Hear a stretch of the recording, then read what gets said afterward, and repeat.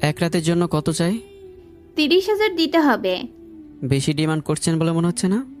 এর আগে কোনো পুরুষ আমায় দেখেওনি ভালো করে, আর আপনি কিনা বলছেন বেশি হয়ে গেছে। আমার টাকাটা অনেক প্রয়োজন বিধায় আমার সব থেকে বড় সম্বলটাও বিক্রি করে দিতে হচ্ছে। আচ্ছা, যত চান ততই দেব, কিন্তু প্রথমবার সহ্য করতে পারবেন তো? জানি না, টাকাটা আমার অনেক প্রয়োজন, তাই আমার সহ্য করতেই হবে। আচ্ছা ঠিক আছে, বলেন কোথায় গাড়ি পাঠাতে হবে? গাড়ি পাঠাতে হবে না। মানুষ খারাপ ভাববে, রাতের বেলায় গাড়ি করে কোথাও যাচ্ছি নিয়ে সমালোচনা করবে। এর থেকে ভালো আপনি বলেন কোথায় যেতে হবে আর কয়টায়। ঠিক 9টায়। খন্দকার বাংলোতে এসে আমাকে একটা কল দিন, তাহলেই হবে। আচ্ছা, আসসালামু আলাইকুম। আচ্ছা বাই। এতক্ষণে কিছুই বুঝতে পারেননি মনে হয়। এখন সব কিছু বলি আপনাদেরকে। আমার নাম হলো নীরব, ওরফে রাফিয়ান রিফাত নীরব। শহরের এক ধনী পরিবারের ছেলে। রাজনীতির নেশা আছে আমার ভেতর শুরু থেকেই। মাঝে মধ্যে কাঁচা মাংসের গন্ধ নিতেও ভালোবাসি। তাই আজও কাঁচা মাংসের সন্ধানে এতক্ষণ কোন এক মেয়ের সাথে চুক্তি করলাম। মেয়েটির নাম যেন হয়ে ওঠেনি এখনো। আমার তো কাঁচা মাংসের প্রয়োজন, নামের না। এসব একপাশে রেখে দিলে অবশ্য আমি নিতান্তই খারাপ একটা ছেলে না। যাই হোক, এবার গল্পে ফিরে আসা যাক। মোবাইল রেখে হাতে একটা সিগারেট নিলাম, আর বারান্দায় বসে পায়চারি করছি। আজ কেন জানি মনটা খুবই শুভ্রতায় ভরে উঠছে। বারান্দা থেকে দেখা যাচ্ছে বাগানে ফুলে ভরে আছে। সেই গন্ধ ধরে যেন থাকাই যাচ্ছে না। বিকেল করে সন্ধ্যা নামছে। খুবই সুন্দর লাগছে আকাশ দেখতে। হঠাৎই দমকা হাওয়া বইছে। মনে হচ্ছে আকাশটা কীভাবে যেন মন খারাপ করে গেছে। খুব কষ্ট কাতর হয়ে হয়তো চোখ ভিজে উঠছে। ভাবতে ভাবতে বৃষ্টি পড়া শুরু হয়ে গেছে। বারান্দা থেকে ঘরে এসে মোবাইলটা হাতে নিয়ে দেখি প্রায় 8টা বেজে 30 ছুঁই ছুঁই। বৃষ্টি যেন ক্রমশ বেড়ে চলেছে। মেয়েটার কথা মনে পড়ে গেল। তার তো আসার মাত্র 30 মিনিট বাকি। একটা কল দিয়ে দেখি। ভাবতে ভাবতে কল লিস্টের প্রথম নাম্বারটাই ডায়াল করলাম। 2বার বাজার পরে রিসিভ হলো। আসসালামু আলাইকুম। ওয়ালাইকুম আসসালাম। ধন্যবাদ। কেন? আপনি সালামের উত্তর দিবেন ভাবিনি, তাই। ও আচ্ছা। ভাই দ্য ওয়ে, আপনি এখন কোথায় জানতে কল দিয়েছিলাম? বাসা থেকে বের হলাম মাত্র। আচ্ছা, তো অপেক্ষায় আছি। এসে কল দেন একটা। বাই। আল্লাহ হাফেজ। কল কেটে অপেক্ষা করছি। অপেক্ষা করতে একদমই বিরক্ত লাগে। কিন্তু একটা কথা ভেবে পাচ্ছি না, মেয়েটার টাকার জন্য আমার কাছে সব থেকে দামি জিনিসটা বিক্রি করছে।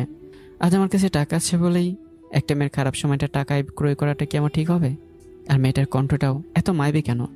বারবার কানে বাজছে। এসব ভাবতে ভাবতে খেয়ালি করিনি বৃষ্টি যেন অঝোর ধারায় ধারণ করেছে।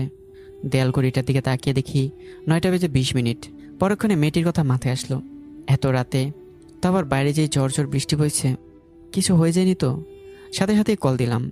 আপনি যে নাম্বারটিতে কল দিয়েছেন সেই নাম্বারটি এই মুহূর্তে বন্ধ আছে, কিছুক্ষণ পর আবার ডায়াল করুন, বলে কলটা কেটে গেল। আর কিছু না ভেবেই বের হলাম গাড়ি নিয়ে। এই ঝড়ের রাতে মেয়েটির একা আসতে তো উচিত হয়নি বলে গাড়ির স্পিড আরও বাড়িয়ে দিলাম। কিছু দূর যেতেই দেখি একটা মেয়েকে কতগুলো ছেড়ে ধাওয়া করছে। মেয়েটা বাঁচাও বাঁচাও বলে আমার গাড়ির সামনে এসে পড়ছে। আমি একটা ছাতা বের করে গাড়ি থেকে নামলাম। মেয়েটা আমার পিছনে এসেই, আমাকে বাঁচান প্লিজ। বাহ, কি সুন্দর! এত সুন্দর দুটো চোখ। এর বিপরীতে আমি যেন কোনো কিছুই শুনছিলাম না। ওদের হাত থেকে বাঁচান প্লিজ। আমাদের মাঝে না ঢুকে চলে যায় এখান থেকে। দেখ আমরা কতগুলো। ছাতাটা একটু ধরেন তো। এবার আয়, তোদের জন্য কম হলেও একটা বরাদ্দ, না হলে পালা। গাড়ির ভিতর থেকে পিস্তল বের করে ওদের দিকে তাক করলাম। আপনাকে অনেক ধন্যবাদ। এত রাতে বাইরে কি করছেন? একটা কাজ আছে, এমনি অনেক দেরি হয়ে গেছে। এ নিন আপনার ছাতাটা। আমার একটু তাড়া আছে, যেতে হবে। কি কাজ? কোনো উত্তর না দিয়ে চলে যেতে লাগলো। কোনো চুক্তি আছে কি কারোর সাথে? আপনি কি করে জানলেন চুক্তির কথা? আমি ভুল না করলে আপনার সাথে আমারই চুক্তি হয়েছিল 30,000-এ। কিন্তু আপনি এখানে কেন? আর সরি, বৃষ্টির জন্য দেরি হয়ে গেছে। আপনার দেরি দেখে কল দিয়েছিলাম, ঢুকেনি, তাই বের হয়ে পড়ি আপনার কথা ভেবে। বিকেল থেকে বাসায় কারেন্ট নাই, আর মোবাইলে চার্জও নাই, তাই বন্ধ হয়ে গেছে। আচ্ছা, এখন গাড়িতে ওঠা যাক। ভিজে যাবেন তো? হুম। আচ্ছা, আপনাকে দেখে ভদ্র পরিবারের মেয়ে বলে মনে হচ্ছে। আপনি কিছু না মনে করলে জানতে পারি কেন টাকার কাছে বিক্রি হচ্ছেন? আমার টাকাটা অনেক প্রয়োজন। আমার মা খুব অসুস্থ, অনেক টাকার ঔষধ লাগে। আগে একটা সুপার শপে কাজ করে পরিবার চালিয়ে যেতে পারতাম। চাকরিটা হারিয়েছি, দিন 10 হতে যাচ্ছে। বাসায় খাবার জোগানোর টাকা নাই, ঔষধ কিভাবে কিনবো?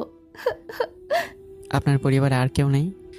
মা আর ছোট একটা বোন আছে, এরা ছাড়া দুনিয়াতে আর কেউ নেই আমার।